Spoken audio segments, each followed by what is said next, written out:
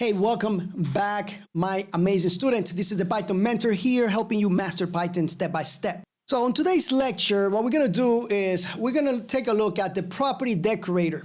Now, the property decorator is going to allow us to use methods as properties. This is gonna be super cool, so pay attention, all right? So what I'm gonna do here, I got this data from the last lecture, right? That's what we were doing in the last lecture. We're making everything pretty. So, this lecture here, I called it property, setter, and getter. So here's what we're gonna do. This is a getter, right? We're getting a value out of it. What I'm gonna do is I'm gonna take off the get, and what I'm gonna do, I'm gonna create another one. I'm gonna create another of these with the same name, okay? And what I'm gonna do, right on top here, I'm gonna do property, just like that. Just by doing this, all right? Just by doing this, I'm already putting, making this accessible by that notation without using the parentheses, just like an attribute. As simple as that, all right? So right now, instead of doing get balance, and let me just do this real quick. Instead of doing get balance, what I can do now is use this.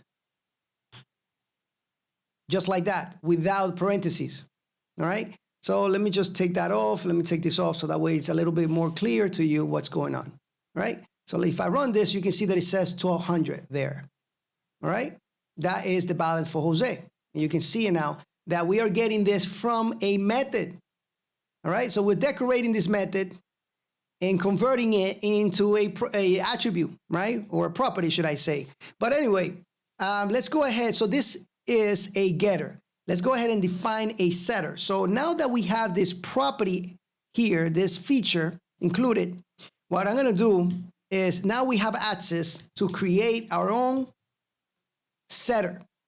So I can give it whatever name I want, but it has to be the same name as the function, all right? As the method right here. It has to be the same name, all right? And then use dot, and then we do setter, all right? And now that is also going to be accessible via attribute. But what I'm gonna do here is this one would be a setter, so we need a new balance here, variable, okay? So I could say if new balance is available, right? Or should I say maybe if new balance is greater, oh, give me 1 second, sorry about that.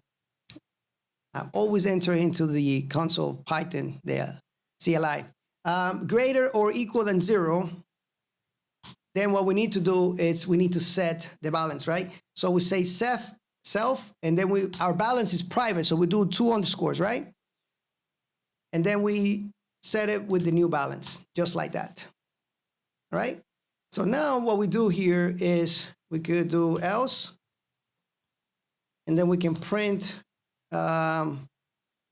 balance cannot be negative, just like that. Boom. So now we have a setter here, so we can set the balance ourselves. So we can come here and we can grab the object, okay? And I can do balance. Why do I always say AI, right?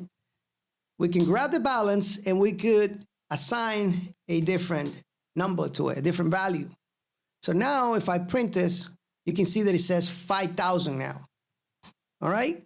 So even though this concept, right, this concept looks simple, it's very powerful, and it makes our code look a lot cleaner. Should I say Pythonic, right? So when I say Pythonic, it means clean, readable, all right, elegant. So we first have to have the property, all right, and you must do this exactly like I'm doing it, right? So the @ symbol and the keyword property, all right? Now this would not work without this. Just keep that in mind. All right.